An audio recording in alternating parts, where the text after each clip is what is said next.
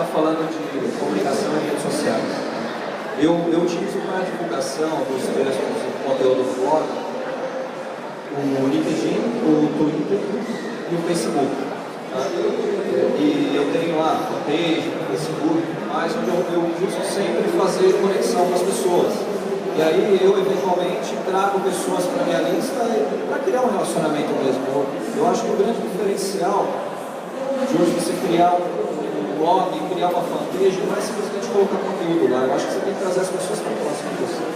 Eu tive um texto que eu criei, que foi um texto bem polêmico, onde eu falei assim: chefe, você sabia que eu posso trabalhar de qualquer lugar do mundo? Eu não preciso pegar o ônibus, eu não preciso pegar o metrô lotado, eu não preciso, enfim, se eu tiver um computador e internet, eu trabalho de qualquer lugar do mundo.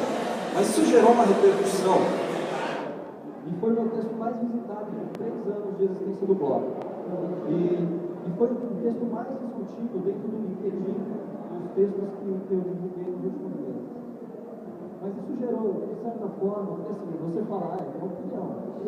É a minha opinião. Eu posso trabalhar de qualquer lugar do mundo, eu não preciso estar dentro do escritório e ter que bater cartão de ponto. Ok? As empresas estão aí para se defender também desse lado. Mas a questão é a seguinte: eu trabalho com um tipo de conteúdo que às vezes ele está aí numa linha tênue, onde a gente está falando, peraí, a minha opinião é a opinião de outras pessoas, e a gente tem que ouvir as outras pessoas também e falar assim, legal,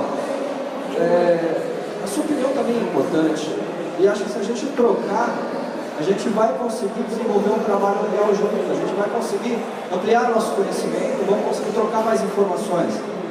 Então é muito difícil quando a gente fala assim, como que eu vou planejar uma comunicação com uma pessoa que é altamente crítica, ou com uma pessoa que é neutra.